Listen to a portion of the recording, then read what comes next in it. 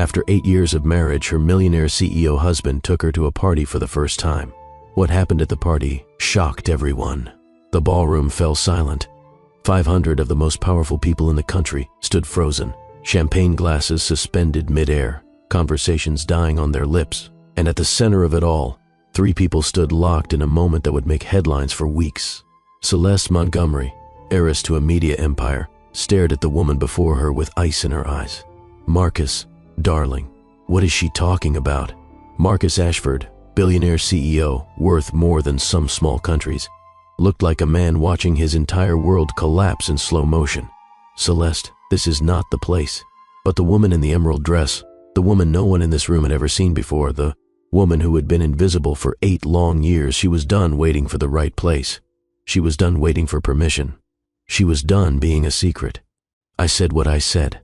Vivian's voice carried across the silent ballroom, steady and clear despite the earthquake happening inside her chest. I am his wife. We have been married for 8 years, and I am tired of pretending I do not exist. Have you ever loved someone so much that you were willing to disappear for them? Have you ever sacrificed your dreams, your identity, your very existence because someone convinced you that is what love required? Have you ever looked in the mirror and failed to recognize the person staring back at you because you had spent so long being invisible that you forgot what it felt like to be seen? What would you do if you discovered that the person you gave everything to was ashamed to admit you existed? How long? Would you wait for someone to choose you before you finally chose yourself? This is the story of Vivian Laurent, a woman who spent 8 years hidden in the shadows of a man who claimed to love her. A woman who was erased from existence so completely that the world did not know her name. A woman who walked into a party one night and set fire to a billion-dollar empire with 3 simple words. I am his wife. But what happened after those words left her mouth? What happened when the cameras started flashing and the whispers turned to shouts? What happened when the woman who had been invisible for nearly a decade suddenly became the most talked about person in the country? Stay with me, because this story is not just about revenge. It is not just about a woman exposing a man who wronged her. This is a story about reclaiming your worth, about rebuilding your life from the ashes of someone else's lies, about discovering that the person you were meant to be was there all along, waiting for you to be brave enough to let her out. If you believe that every person deserves to be seen, to be valued, to be loved in the open, then you are going to want to hear every word of this story. Hit that subscribe button right now, because stories like this, stories about courage, transformation, and second chances are exactly what this channel is about. And if you have ever felt invisible in your own life, drop a comment below. I read every single one, and your story matters too. Now, to understand what happened at that party, we need to go back. We need to go back 8 years to a small cafe in the arts district where a struggling artist met the man who would change her life forever. For better and for worse, this is the story of Vivian Laurent. And it begins with a cup of coffee. 8 years earlier, Vivian Laurent lived in a world that most people would consider small. A cramped studio apartment above a bakery in the arts district. Canvases stacked against every wall.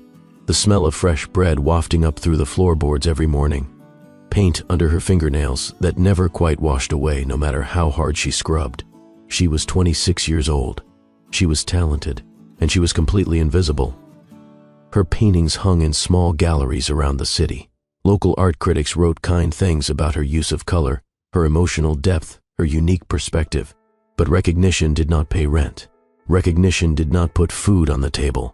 Recognition did not stop the landlord from sliding past due notices under her door. So Vivian worked double shifts at a cafe downtown. She poured coffee and made small talk and smiled until her face hurt.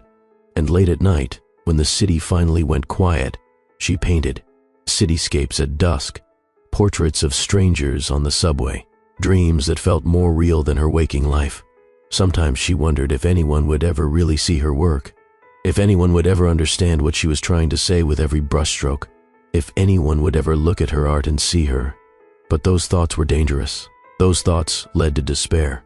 So she pushed them down and kept painting and kept pouring coffee and kept waiting for something to change. And then one Tuesday afternoon, something did. The cafe was quiet that day. The lunch rush had ended hours ago, and the evening crowd had not yet arrived. Vivian sat at a corner table during her break, her sketchbook open before her, pencil moving across the paper in practice strokes. She was working on a cityscape, Buildings at sunset, the way the light bled across glass and steel until everything looked like it was on fire. The bell above the door chimed, and she glanced up out of habit. He walked in like he owned the place, not in an arrogant way, but with the easy confidence of someone who was used to being in charge. Tall, dark hair with the first hints of silver at the temples, a suit that probably cost more than her monthly rent, eyes that swept across the room and somehow landed directly on her. Vivian felt her breath catch. She looked back down at her sketch, suddenly aware of the paint stains on her apron and the pencil smudges on her fingers. "Black coffee, please." His voice was deep and warm. She stood up, tucking her sketchbook under her arm, and moved behind the counter to take his order. He paid with a card that felt heavy in her hand, the kind of card that had no spending limit. Then he took his coffee to the table by the window and sat down. She went back to her sketch, tried to focus on the lines and shadows, but she could feel him watching her, not in a creepy way, more like he was genuinely curious about what she was creating. After about 20 minutes, he stood up and walked over to her table. Vivian tensed, preparing for some kind of pickup line or condescending comment about her artistic hobby. Instead, he looked at her sketchbook and said, "You are talented." Vivian blinked. "Thank you. Most people do not notice. Most people do not look." He smiled, and something in her chest shifted. A small earthquake she did not recognize. "May I sit?" She nodded, too surprised to speak. He sat across from her and introduced himself. Marcus. Just Marcus. No last name, no title, no mention of the empire he had built or the fortune he had accumulated. They talked for 3 hours that first day, about art and dreams and the way life rarely turned out the way you planned. He asked her questions that no one had ever bothered to ask. What inspired her? What scared her? What she would create if money was not an obstacle and fear was not a factor. For the first time in years, Vivian felt seen. He came back every day after that. Same time, same table, same black coffee, same genuine interest in her work and her thoughts and her dreams. Vivian learned things about him slowly, in fragments. He ran a company, something in technology. His family was old money, the kind that came with expectations and obligations and invisible chains. He was tired of playing a role, tired of being what everyone else wanted him to be. "I feel like I can breathe when I am with you," he told her one afternoon, 3 weeks into their strange friendship. "Like I can be myself without all the performance." She understood that feeling. She understood it perfectly. The first kiss happened outside the cafe, under a streetlight that flickered every few seconds. He had walked her to the door of her apartment building, like he did every night now. But this time, instead of saying goodbye, he cupped her face in his hands and looked at her like she was the most precious thing he had ever seen. "Tell me to stop," he whispered. "Tell me this is a bad idea and I will walk away right now." But Vivian did not want him to stop. She did not want him to walk away. She wanted to be seen. She wanted to be wanted. She wanted this beautiful, complicated man who made her feel like she mattered. She kissed him instead. 4 months later, Marcus proposed. They were at his penthouse, her first time seeing where he really lived. The view was staggering. The entire city spread out below them like a carpet of lights. Art on the walls that she recognized from museums. A kitchen bigger than her entire apartment. "This is how you live," she breathed, spinning slowly to take it all in. "This is where I stay." He took her hands in his, "But it has never felt like living. Not until I met you." He dropped to one knee, produced a ring that sparkled like captured starlight, and asked her to be his wife. Yes. Tears streaming down her face, joy exploding in her chest. Yes. 1,000 times yes. She did not know then that she was saying yes to a prison.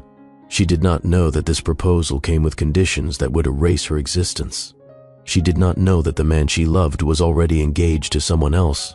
She found out the next morning.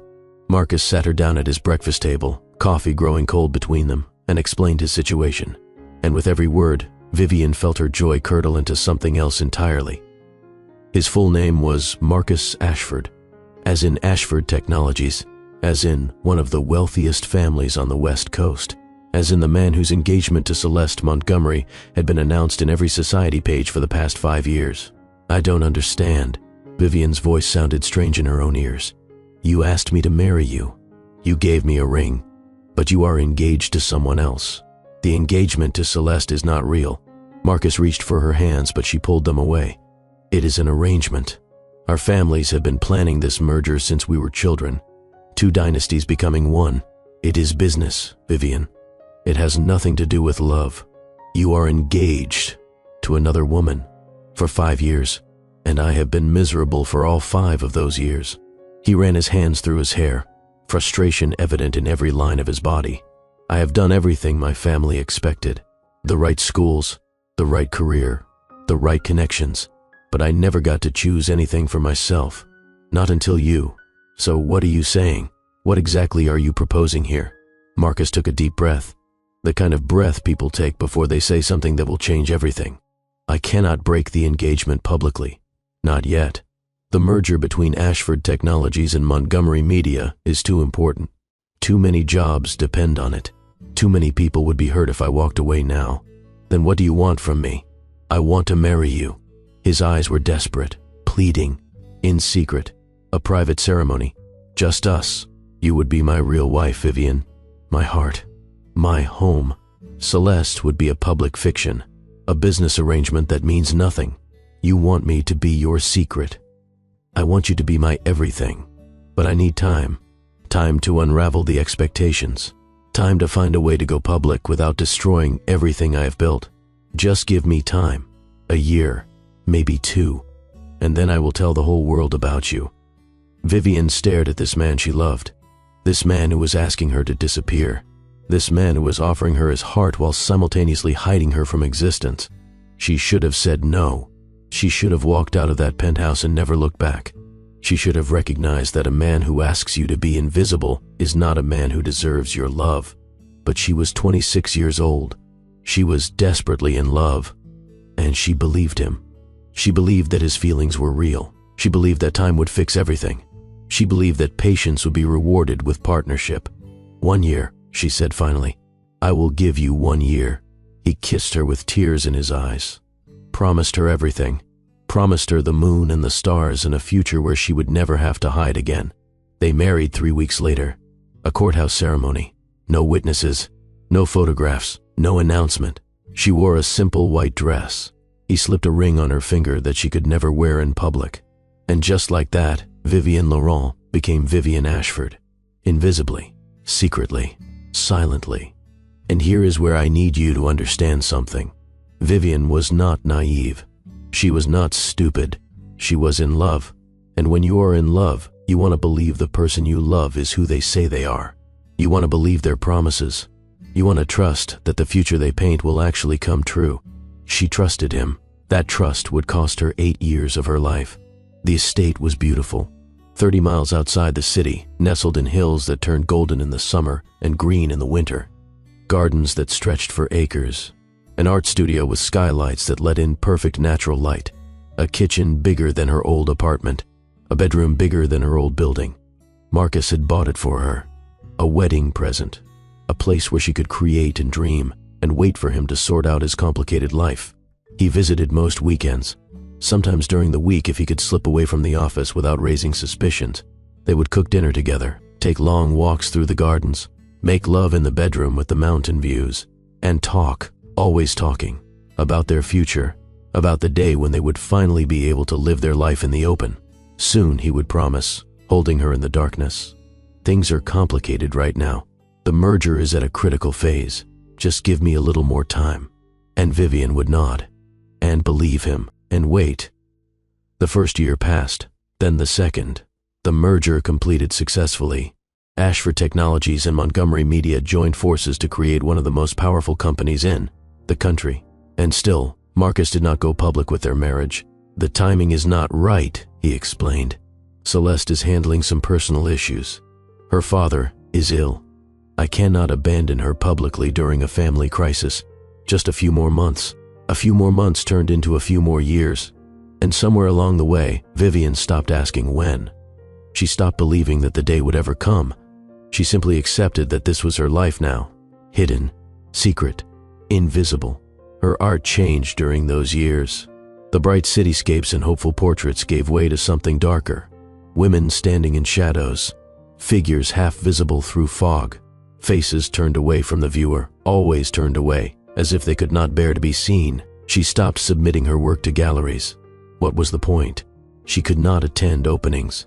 She could not give interviews. She could not exist publicly in any way that might connect her to Marcus Ashford.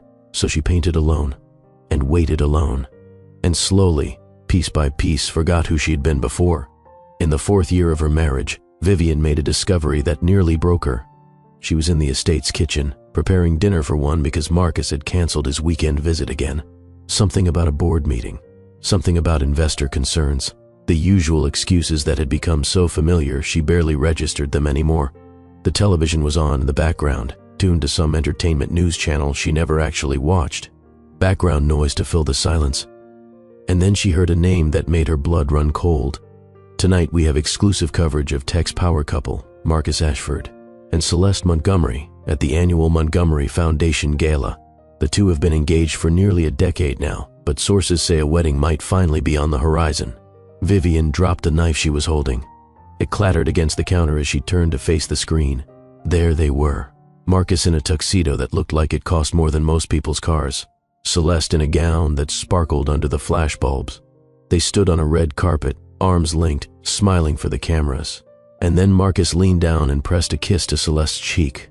The gesture was familiar, intimate, the kind of casual affection that comes from years of practice. Vivian watched as the couple waved to fans and answered reporters' questions. She watched as Celeste flashed her engagement ring for the cameras. The same ring Celeste had apparently been wearing for 10 years. The same ring that made headlines every time it was photographed. And she realized, with a clarity that felt like ice water in her veins, that she was not the real wife waiting in the shadows. She was the other woman, the secret affair, the hidden shame that could never be acknowledged. Everything Marcus had told her was a lie. He came to the estate 3 days later, bearing flowers and apologies and the same explanations he always offered. Vivian was waiting for him in the living room. The television paused on an image of him kissing Celeste's cheek. I can explain. He set the flowers down with hands that trembled slightly. It is not what it looks like. What does it look like, Marcus? Tell me. Because from where I am standing, it looks like you have been living a double life. It looks like you have been playing house with me while planning a real wedding with her. There is no real wedding planned. I swear to you, Celeste and I are partners in business, nothing more. The public appearances are necessary for the company. The investors expect it. The board expects it. You kissed her. On the cheek. A formality. It means nothing. You let her wear an engagement ring for 10 years while telling me you were trying to find a way to go public with our marriage. Marcus closed his eyes. When he opened them again, she saw something she had never seen before. Defeat. Exhaustion. The weight of lies too heavy to carry anymore. I know how this looks, and you have every right to hate me. But Vivian, you have to understand. The situation is more complicated than I ever told you. My family, the company, the expectations. If I go public with our marriage now, if I humiliate Celeste publicly, everything falls apart. The merger, the partnerships, the thousands of jobs that depend on this company staying stable. So I'm supposed to stay hidden forever. Is that what you are saying? No. Just until I can find a way to untangle it all. A few more years. Maybe less if I can convince Celeste to end the engagement herself. If she is the one who walks away, then I am not the villain. Then we can finally be together publicly. A few more years. Vivian laughed, but there was no humor in it. You promised me 1 year. We are 4 years in, and now you are asking for a few more. When does it end, Marcus? When do I get to be your wife in more than just name? He crossed the room and took her hands. His touch was warm and familiar, and it made her ache with longing even as her heart screamed at her to pull away. I love you. Those words, spoken with such conviction. You are the only woman I have ever truly loved. Please, please do not give up on us now. And God help her she stayed, because she loved him, because she believed him, because she had already given 4 years to this marriage and could not bear to think those years were wasted, because starting over at 30 felt impossible, because the estate was comfortable and her art was progressing, and maybe if she just waited a little longer, everything would work out the way he promised. She stayed for 4 more years after that. 4 more years of watching him on television with another woman. 4 more years of celebrating anniversaries alone. 4 more years of lying to her mother about why she was not dating anyone. 4 more years of looking in mirrors and not recognizing the woman staring back. I want to pause here for a moment, because if you are watching this and you are in a situation where someone is asking you to make yourself smaller, to hide who you are, to wait for a right time that never comes, I need you to hear this. Your visibility is not negotiable. Your existence is not conditional. And no amount of love is worth erasing yourself. If this message resonates with you, hit that like button. Let me know I am not talking to an empty room. And if you know someone who needs to hear this story, share it with them. Sometimes the right story at the right time can change everything. 8 years. That is how long Vivienne waited in the shadows. 8 years of birthdays celebrated alone. 8 Christmases with an empty seat at the table. 8 wedding anniversaries marked only by private phone calls and promises that grew less convincing with each passing year. Her mother died during year 6. Vivienne sat at the funeral alone, unable to explain to anyone why her husband was not by her side, unable to introduce him to the cousins and family friends who asked if she was seeing anyone special, unable to grieve properly because half of her life was a secret she could never share. Marcus sent flowers, expensive ones, with a card that said he wished he could be there, that he loved her, that he was sorry. He was always sorry. Year 7 brought a new development that should have been the final straw. Vivienne discovered, through carefully worded legal documents that arrived at the estate, that she had been quietly removed from Marcus's will. The reasoning, according to his lawyers, was the need to maintain discretion. If something happened to Marcus, if his secret marriage was revealed, through inheritance proceedings, it would create complications, scandals, questions that could not be easily answered. So for 8 years of marriage, Vivienne would receive nothing, no acknowledgement, no security, no proof that she had ever existed in his life at all. She confronted him that weekend, showed him the documents, demanded an explanation. It is temporary. His voice was tired now, worn thin by years of maintaining 2 separate lives. Just a precaution until we can go public. I will take care of you, Vivienne. I always have. Do you want for anything? The estate is yours. The art supplies, the cars, everything you need, everything except you, everything except a real life, everything except the basic dignity of being acknowledged as your wife. He had no answer for that. He simply held her and promised, again, that things would change, that he was working on it, that the end was finally in sight. But Vivienne was done believing promises. Something had shifted inside her. Not yet action, not yet courage, but awareness. For the first time in 8 years, she saw the cage clearly. The golden bars, the velvet chains, the beautiful prison she had willingly walked into because a man convinced her it was love. And she began, quietly, to plan her escape. She did not know what that escape would look like. She did not have a plan or a timeline or even a clear vision of what her life might be without Marcus in it. She only knew that something had to change, that she could not spend another 8 years waiting in the shadows, that the woman she used to be, the artist with dreams and ambitions and a voice worth hearing, was still in there somewhere, buried, but not dead, not yet. And then came the invitation. It arrived on a Thursday morning, an ordinary day. Coffee and toast and paint-stained fingers and the quiet loneliness that had become as familiar as her own heartbeat. Marcus called, which was unusual for a weekday morning. I need you to do something for me. His voice was strained, tense in a way she had not heard before. The Lancaster Gala is on Saturday. It is the biggest social event of the year, and I need you to come with me. Vivienne nearly dropped the phone. What did you say? I need you there. Celeste has been asking questions. Why I never bring anyone to events. Why I seem distracted. Why I keep disappearing on weekends. She is suspicious, and if I do not produce someone, some explanation for my behavior, she is going to start digging. And if she digs, she will find you. So you want me to come to a party. After 8 years of hiding me, you suddenly want me to appear in public as my guest. His words were careful, measured. Just someone I am getting to know, a new acquaintance, someone I recently met. Acquaintance, the word tasted like poison. After 8 years of marriage, I am your acquaintance. Vivienne, please. I know this is not ideal. I know I am asking a lot, but this is the first step. Once you are seen with me publicly, once people know you exist, it becomes easier to transition to more. This could be the beginning of everything we have been waiting for. She should have said no. She should have laughed in his face and told him exactly where he could put his acquaintance invitation. She should have finally walked away. But a small voice in her head whispered something different. It whispered that this party could indeed be a beginning, just not the kind Marcus was imagining. "Fine," she heard herself say. "I will come." And even as she agreed, even as Marcus exhaled with relief and began explaining logistics and expectations and dress codes, Vivian felt something new taking root in her chest. Not hope. She had given up on hope years ago. Something else. Something sharper. Something that felt like the first stirrings of a storm. The morning of the Lancaster Gala, Vivian stood before the full-length mirror in her bedroom and studied the woman looking back at her. The dress Marcus had sent was beautiful.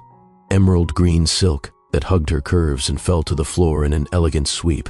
Diamonds at her throat and ears. Hair and makeup professionally done by stylists he had arranged.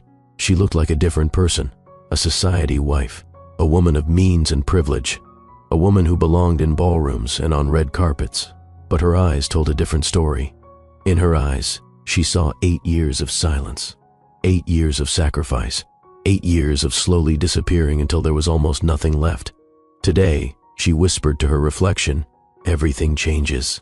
She did not know yet what she was going to do. She did not have a speech prepared or a plan of attack. She only knew that she was done waiting, done hiding, done being erased. Whatever happened at this party, it would be her choice, her action, her moment. For the first time in 8 years, Vivian was ready to be seen. The car arrived at precisely 7:45 p.m., a sleek black sedan with tinted windows and a driver who did not ask questions. Marcus sat in the back seat, immaculate in a tuxedo that probably cost more than most people's monthly salary. "You look beautiful." His voice was soft, genuine, the voice of the man she had fallen in love with all those years ago. "Thank you." Vivian slid into the seat beside him, careful not to wrinkle her dress. "And you look like you were about to face a firing squad." He laughed, but it was hollow. "I suppose I feel that way." "This night is important, Vivian, for both of us." "Is it?" She turned to look at him, really look at him, perhaps for the first time in years. "And what exactly is supposed to happen tonight?" "You will be seen. People will meet you. And slowly, over time, they will learn that you are more than just an acquaintance. This is the first step toward the life we have always wanted." "The life we have always wanted," Vivian repeated. "Tell me, Marcus, what life is that exactly? The one where I am your dirty secret, or the one where I am your publicly acknowledged wife?" "Both.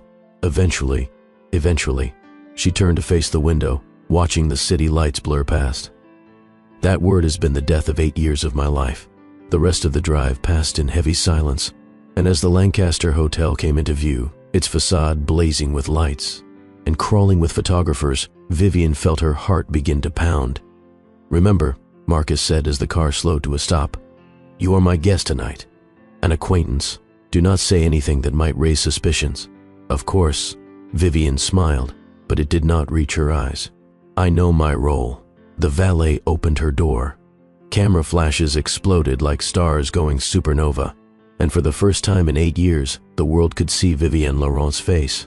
She had no way of knowing it then, but in less than 2 hours, that face would be on every news site in the country, and nothing would ever be the same again. The Lancaster Hotel ballroom was everything Vivian had imagined, and nothing she had been prepared for. Crystal chandeliers the size of small cars hung from a ceiling painted with Renaissance-inspired murals. Champagne flowed from fountains shaped like swans. Women in designer gowns worth more than houses glided across marble floors, while men in tuxedos discussed deals worth millions with the casual air of people discussing the weather. This was Marcus's world, the world he had kept her hidden from for 8 years, the world he had chosen over her, over and over again. "Stay close to me." His hand found the small of her back, guiding her through the crowd. "I will introduce you to a few people. Just smile and let me do the talking."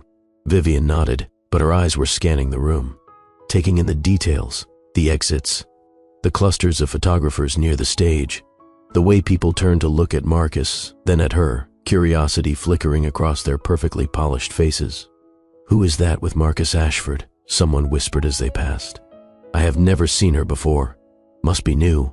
She is quite striking. Where did he find her?" Each whispered word was a small victory. After 8 years of being invisible, people were finally noticing she existed. Marcus introduced her to a parade of names and faces. Investment bankers, tech executives, philanthropists. Each introduction followed the same script. This is Vivian, a friend of mine. We recently connected through mutual acquaintances.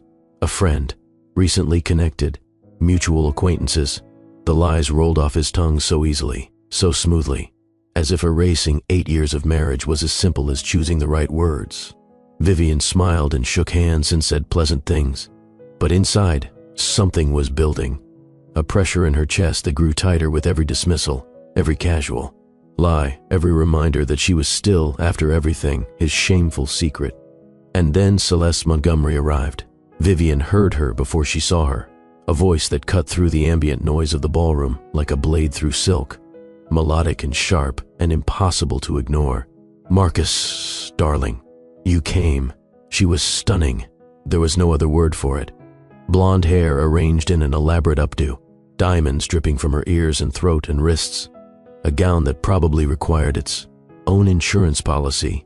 She moved through the crowd like she owned it, because in many ways, she did. "I was beginning to think you had abandoned me to face the Montgomery Ashford Foundation speeches alone." Celeste air-kissed Marcus's cheeks with the easy familiarity of years of practice. "I would never dream of it." Marcus's voice had changed. Warmer, more engaged, more alive than Vivian had heard him sound in months. And then those glacier blue eyes swept over Vivian with the clinical precision of someone cataloging potential threats. And who is this? The moment Vivian had been waiting for, the moment she had been dreading, the moment that would define everything that came after. Marcus's hand tightened almost imperceptibly on Vivian's back. Vivian Laurent. She is his wife. The words came from somewhere deep inside Vivian, somewhere that had been locked away for 8 years, somewhere that was tired of being silent, tired of being invisible, tired of being erased. 2 words. That was all it took. 2 words to shatter the carefully constructed fiction that Marcus had spent a decade building. The silence that followed was absolute. Champagne glasses frozen mid-sip, conversations dying mid-sentence. Every eye in the immediate vicinity turning toward the 3 figures standing at the center of an explosion no one had seen coming. Celeste's perfectly sculpted eyebrows arched toward her hairline. "I am sorry. Did you say wife?" Vivian felt Marcus's entire body go rigid beside her.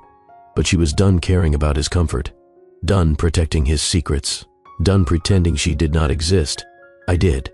Her voice was steady, clear, a voice she barely recognized because it had been silent for so long. "We have been married for 8 years, quietly, privately, but married nonetheless." The ballroom seemed to hold its breath. 500 of the most powerful people in the country stood frozen in a tableau of shock and disbelief. Whispers began spreading like wildfire through the crowd. Phones emerged from pockets and clutches. The flash of cameras intensified as photographers sensed blood in the water. Celeste Montgomery stared at Vivian with an expression that shifted from confusion to fury to something that looked almost like recognition. Her perfect composure cracked, revealing the raw emotion beneath. "Marcus." Her voice was ice wrapped in velvet. "What is she talking about?" Marcus ran a hand through his hair. A nervous gesture Vivian knew intimately. A gesture that meant he was about to say something that would hurt someone. "Celeste, this is not the place to discuss. I think this is exactly the place." Celeste's laugh was brittle, sharp enough to cut glass.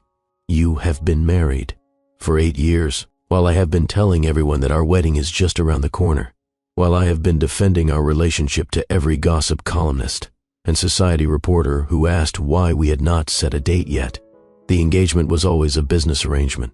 Marcus's voice was low, desperate. "You know that. Your family knows that. It was never about love. It was about respect." Celeste's eyes blazed. "It was about honesty. It was about not making me look like a complete fool in front of everyone we know." Vivian watched this exchange with a strange sense of detachment. She had imagined this moment countless times over the years. The confrontation, the truth finally exposed. But she had always pictured herself as a victim being rescued. Now she realized she was the one doing the rescuing herself. "I am sorry." The words left her mouth before she could stop them. Both Celeste and Marcus turned to look at her. "I am sorry, Celeste. I did not know about you at first. By the time I found out, I was already in too deep. I believed his promises about going public. I believed things would change." Celeste studied Vivian with new eyes, taking in the emerald dress, the diamonds, the quiet dignity of a woman who had just blown up her entire life with a single sentence. "You poor fool." Celeste's voice had lost some of its edge. "You actually love him, do you not?" "I did." Vivian felt the truth of those words settle into her bones. "I am not sure what I feel anymore." A photographer pushed closer, camera clicking furiously. Someone shouted a question about how long the affair had been going on. The bubble of privacy around them was collapsing as the rest of the ballroom realized that the scandal of the decade was unfolding in real time. "We need to take this somewhere private." Marcus reached for Vivian's arm, but she stepped back, away from his touch, away from his control. "No, Vivian, please." His voice cracked with desperation. "We can still fix this. We can still—" "There is nothing to fix." For the first time in 8 years, Vivian felt completely clear, completely certain. "You have spent our entire marriage fixing things, arranging things, controlling the narrative. But this is not a narrative, Marcus. This is my life, and I am done letting you write it." The crowd had formed a loose circle around them now, phones held high, recording, capturing every word for posterity. By morning, this footage would be everywhere. Vivian's face would be on every news site and gossip blog in the country.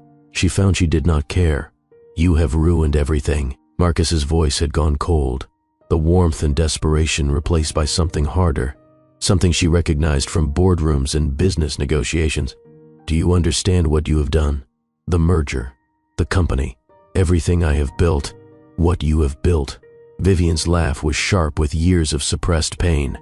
"I gave you 8 years, 8 years of hiding, 8 years of pretending I did not exist, 8 years of watching you live your real life while I rotted away in a gilded cage.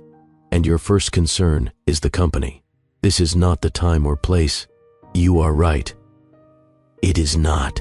Because there is no time or place where I want to have this conversation with you anymore." Vivian turned to Celeste, who was watching the exchange with an expression that had shifted from fury to something almost like respect.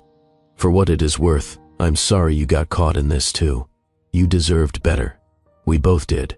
And then Vivian did something she should have done 8 years ago. She walked away, through the ballroom, past the staring faces and clicking cameras, down the grand staircase with its red carpet and crystal balustrades, through the gilded lobby with its Renaissance paintings and marble floors, out the front doors and into the cool night air. She had no car, no phone, no plan.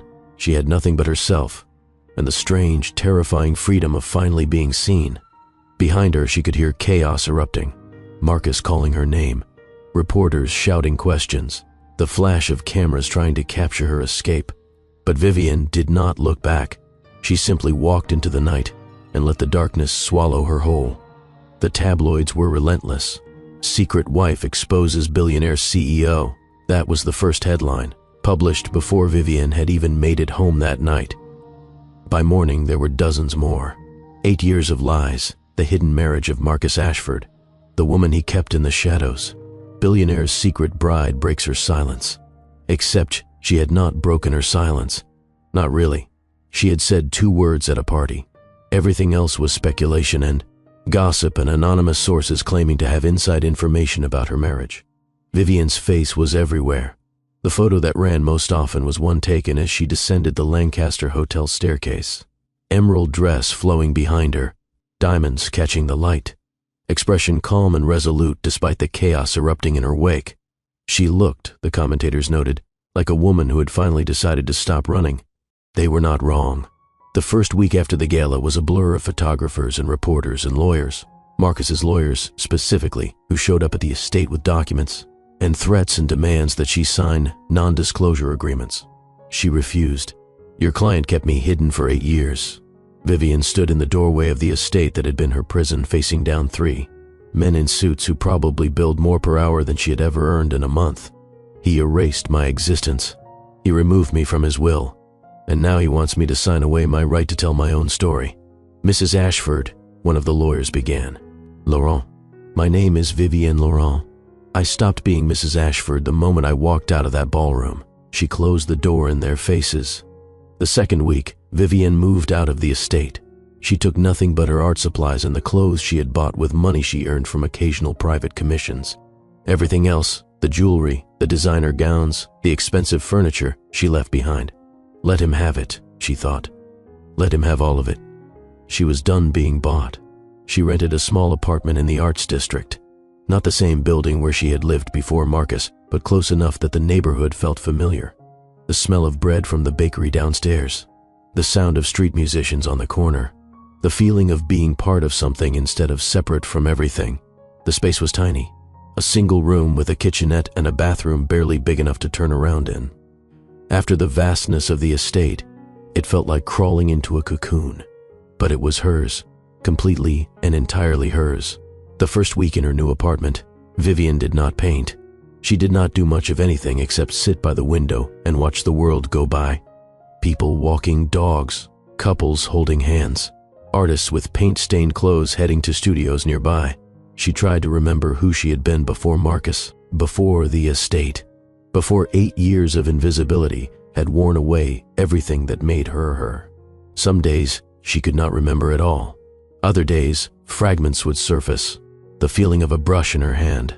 The way colors could capture emotions that words failed to express. The satisfaction of creating something from nothing, of leaving a mark on the world that proved she existed. She grieved during those early days. Not for Marcus, not for the marriage, but for the years she had lost, the dreams she had deferred, the woman she might have become if she had never walked into that penthouse and said yes to a proposal that came with conditions. She grieved, and then, slowly, she began to heal. The second week, Vivienne picked up a brush. She did not know what she was going to paint. She had no plan, no sketch, no vision. She simply dipped the brush in color and let her hand move across the canvas. What emerged surprised her. It was not the gentle landscape she had painted before Marcus, not the hopeful cityscapes or romantic portraits. This was something raw and urgent, a woman emerging from darkness, hands reaching toward light that seemed just beyond her grasp. Face half visible, caught in the moment between shadow and illumination, Vivienne stepped back and studied her work. It was the most honest painting she had ever created. She painted another, and another, and another, women in various stages of emergence, some still trapped in shadow, some halfway into the light, some fully illuminated, standing tall and unashamed in their visibility. She painted for 16 hours straight that first day, and when she finally collapsed into bed as the sun was rising, she slept better than she had in 8 years. This is the moment where everything could change for Vivienne. She is standing at a crossroads, the past behind her, the future uncertain but full of possibility. And I want to ask you something. Have you ever had a moment like this? A moment when you started to remember who you were before the world tried to make you smaller? Drop that story in the comments. I genuinely want to hear it. And if you are enjoying this journey, if you are rooting for Vivienne as much as I am, hit that subscribe button. We are about to see what happens when a woman stops being invisible and starts claiming the life she deserves. 3 weeks after the gala, a knock came at Vivienne's door.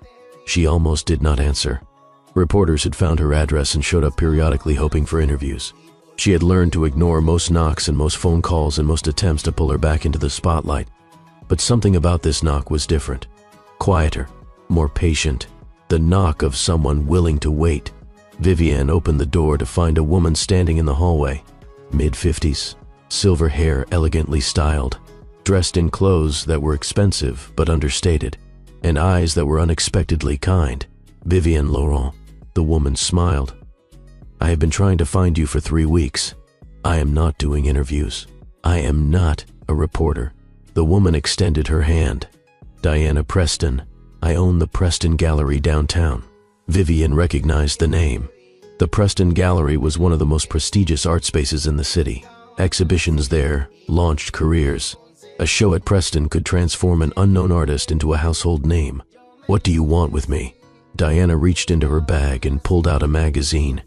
Not a tabloid or gossip rag, but an arts publication that Vivienne had once dreamed of being featured in. She flipped to a page that showed the photograph of Vivienne descending the Lancaster Hotel staircase. When I saw this photo, something about it struck me. The composition, the lighting, The way you carry yourself even in the middle of chaos. It reminded me of something. Vivian waited, not understanding where this was going. I had been following an artist for years. Diana continued. Small gallery shows, private collectors, watercolor work that takes my breath away every time I see it. Always signed V. Laurent. But the artist never appeared at openings, never gave interviews, never revealed their identity. Vivian's heart began to pound. I did some research after I saw this photo. Looked into the mysterious V. Laurent who disappeared from the art world 8 years ago. Right around the time you married Marcus Ashford. I did not disappear. Vivian heard herself say. I just stopped being visible. Diana's smile widened. That is what I thought. She tucked the magazine back into her bag. I am not here for an interview. I am not here to exploit your scandal. I am here because I've been wanting to meet the artist behind those watercolors for almost a decade. And I would like to offer you a show, a solo exhibition. Your work, your story, your terms. Vivian stared at this woman who had appeared out of nowhere with an offer that would have seemed impossible just weeks ago. Why? Why would you do that for me? Because your work deserves to be seen.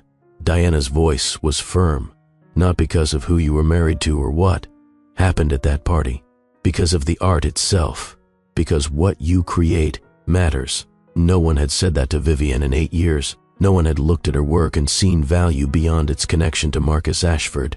I do not have enough pieces ready. Then take the time you need. Diana pulled a business card from her pocket. 3 months, 6 months, a year, however long it takes. I am not going anywhere, and neither is your talent.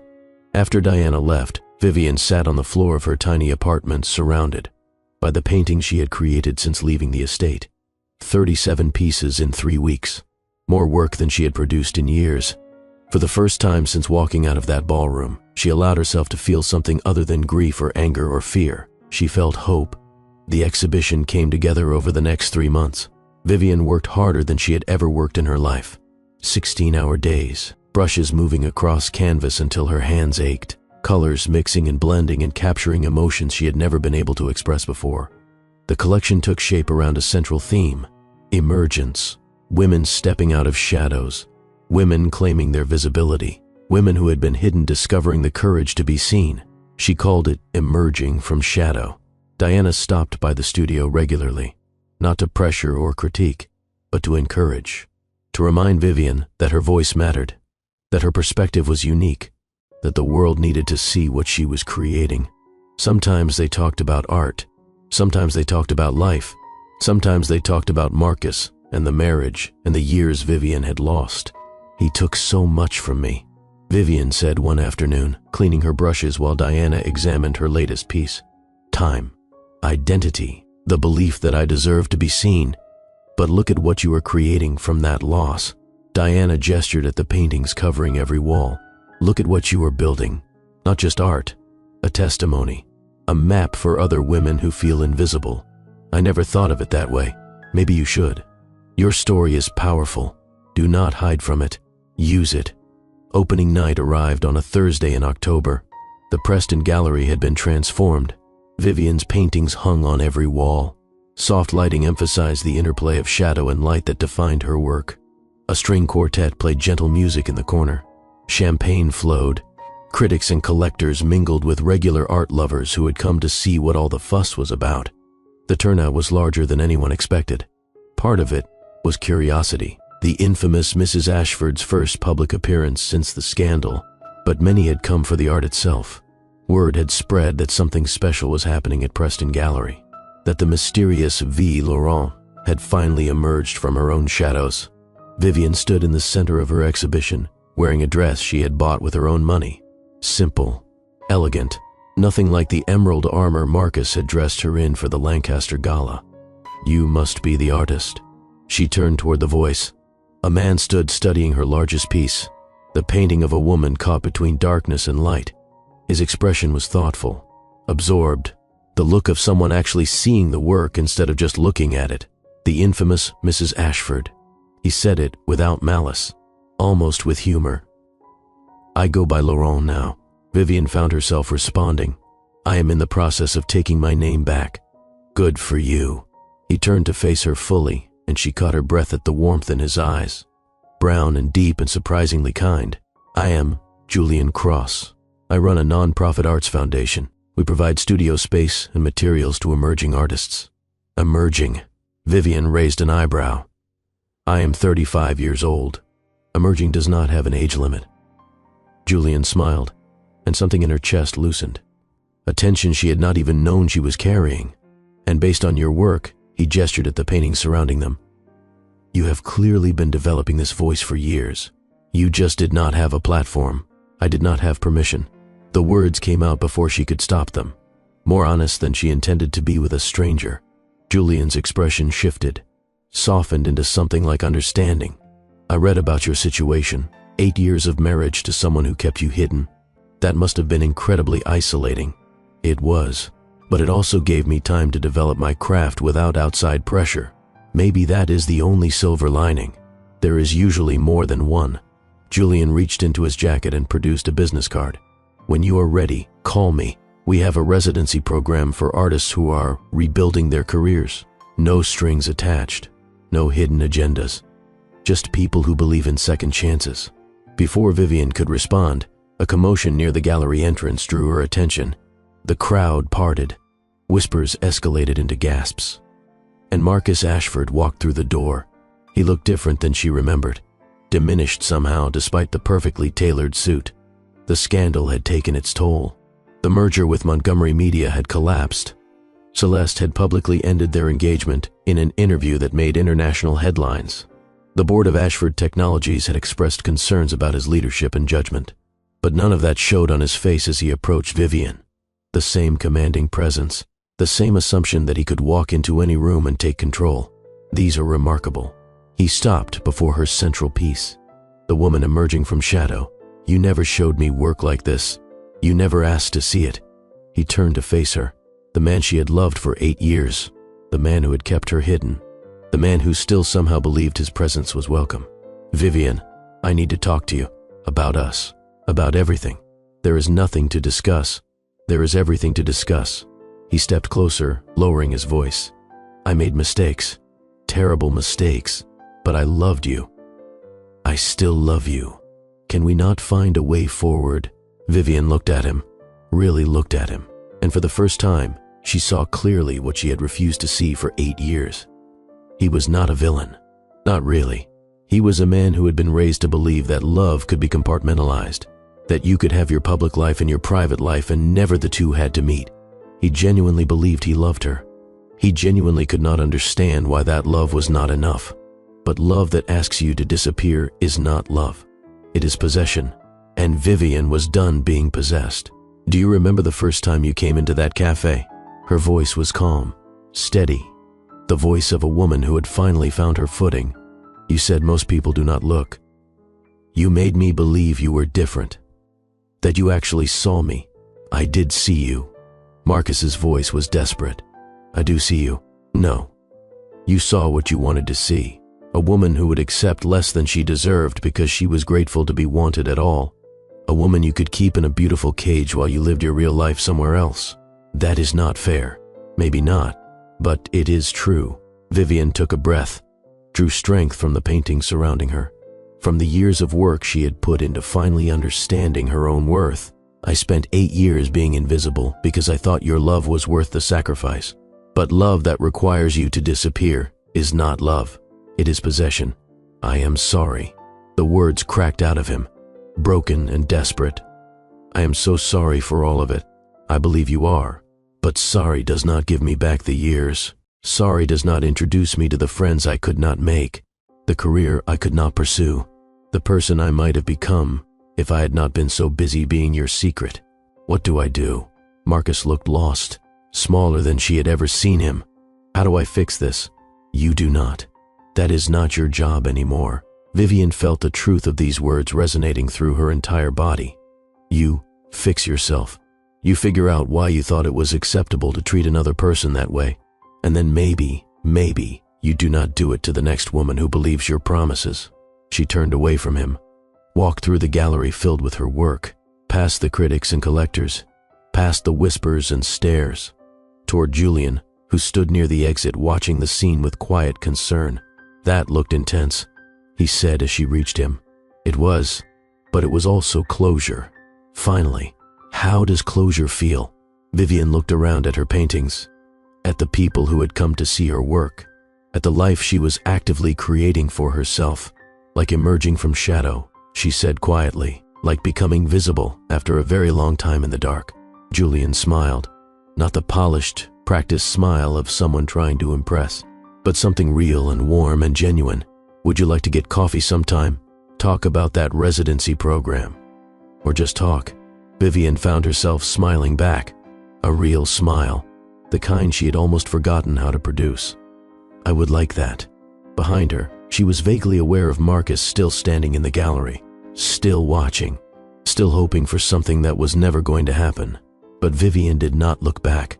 She had spent 8 years looking back, waiting for someone else to decide her worth, hoping for a future that was never going to arrive. Now, for the first time in nearly a decade, she was looking forward. And the view was beautiful. 1 year later, the wedding was small and intimate, held in the Garden of the Arts Foundation, where Vivian now taught master classes to emerging painters. String lights wrapped around the old oak trees, wildflowers cascading from simple wooden arches, folding chairs filled with friends and fellow artists who had become family over the past 12 months. Julian stood at the makeshift altar, looking at her like she was the most precious thing he had ever seen, but not like she was something to be hidden, like she was something to be celebrated, shown off, shared with the world. The difference, Vivian had learned, was everything. She walked down the grass aisle wearing a dress she had designed herself. Simple white silk, but painted with swirling patterns that told her story. Shadows at the hem, gradually lightening to brilliant gold at the bodice. Darkness transformed into beauty. "You look like one of your paintings," Julian whispered as she reached him. "I feel like one." Finally finished, after years of revision, the ceremony was simple.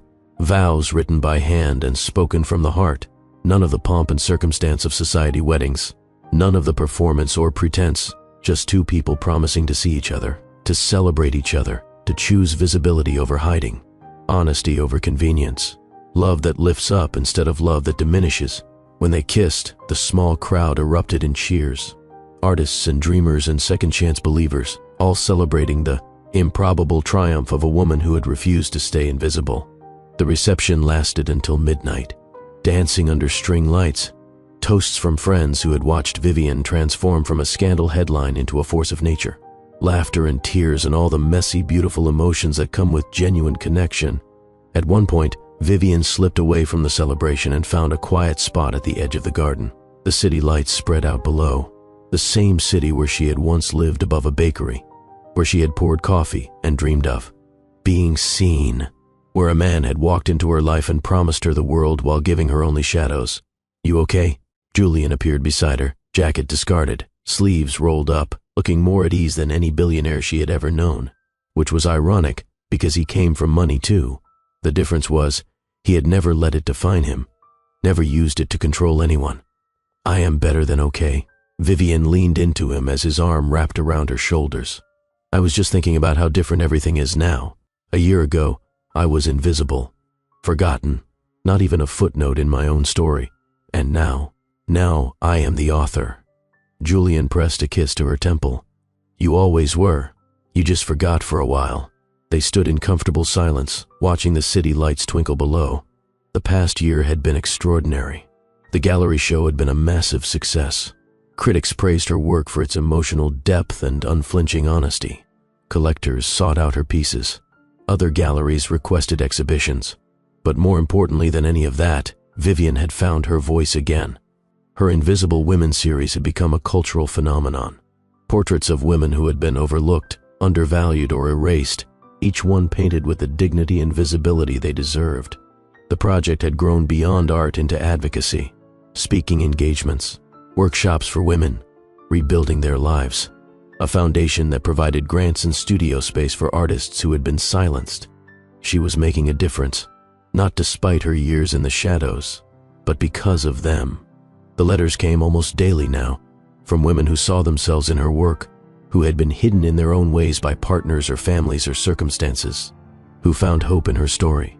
"If you could do it," one letter read, Maybe I can too. That letter hung on the wall of her studio, a reminder of why visibility mattered, why her story, as painful as it was, had value beyond her own healing. Marcus had changed too. Against all expectations, Vivian had heard about it through mutual acquaintances. He had resigned from the CEO position at Ashford Technologies, started therapy, taken time away from the spotlight to figure out where he had gone wrong and how to be different. 6 months after the gallery show, he had reached out, not to win her back, just to apologize properly. They had met for coffee at a neutral location, neutral ground. She had expected awkwardness or recrimination. Instead, she found a man who looked genuinely altered, humbled in a way she had never seen before. I spent my whole life being what everyone expected me to be. His voice had been quiet, thoughtful, the perfect son, the perfect heir, the perfect CEO. I never learned how to be a real person. And I am sorry that you paid the price for my dysfunction. I am sorry too.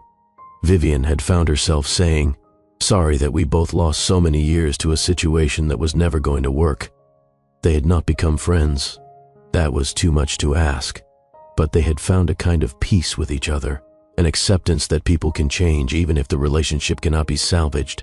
She heard he was doing well now, running a smaller venture capital firm that specifically funded women-owned businesses, trying in his own way to make amends for the damage he'd caused.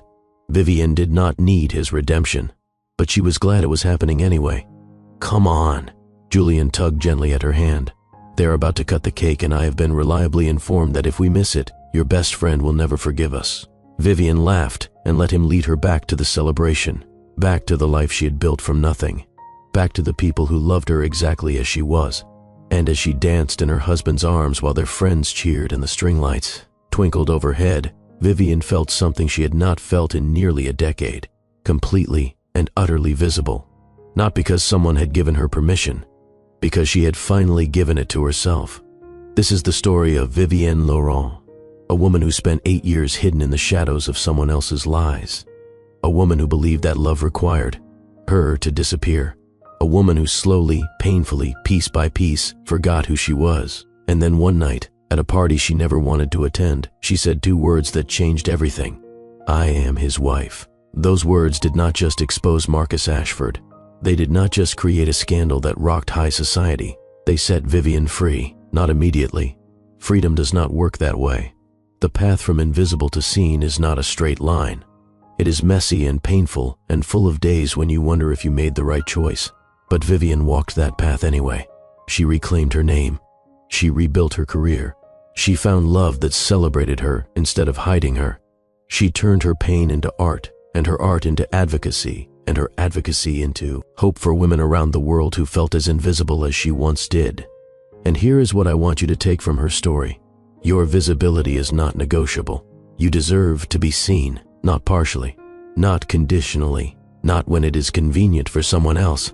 You deserve to exist fully and completely in your own life. Never accept love that requires you to disappear. Real love wants you in the light. Real love celebrates who you are. Real love does not ask you to make yourself smaller so someone else can feel bigger.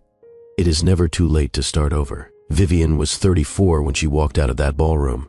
She was 35 when her first major gallery show opened. She was 36 when she married a man who saw her, really saw her, every single day. Transformation does not have an expiration date. The greatest revenge is not destruction. It is transformation. Vivian did not destroy Marcus. She outgrew him. She did not seek revenge.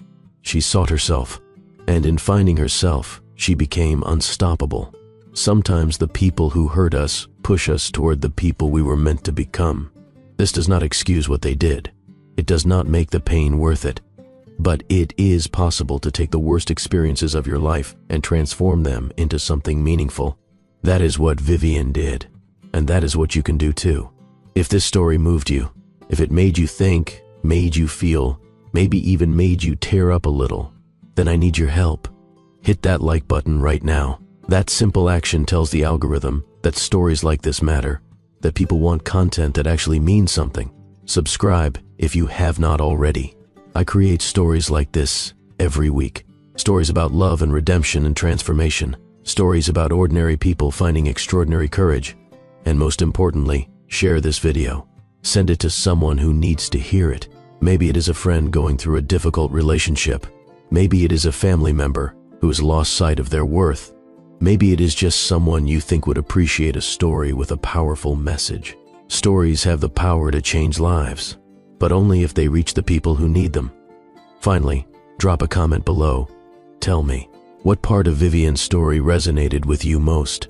Was it her years of waiting, her moment of courage at the party, her transformation into an artist who helps others? Or maybe you have your own story of emerging from shadow. I read every single comment, and your experiences matter. They inspire future stories. They create a community of people who believe in the power of second chances. Thank you for being here. Thank you for watching until the end. Thank you for being part of a channel that believes stories can be more than entertainment. They can be inspiration. They can be transformation. They can be the spark that helps someone finally see their own worth. The woman Marcus Ashford called his acquaintance. The wife he kept hidden for 8 years. The artist he never believed would amount to anything. She became her own masterpiece. Not because she found the right man, though she did. Not because she became famous, though that happened too. But because she finally saw herself and decided she was worth being seen. If you are watching this and something in your chest tightened, if you recognized your own story in hers, if you have spent too long being invisible because someone convinced you that is what love required, I want you to hear this. You do not need permission. You do not need to wait. You do not need anyone else to decide you are worthy of being seen. You already are. You always were. And the only person whose approval you need is your own. I am Mr. Brad, and I will see you in the next one.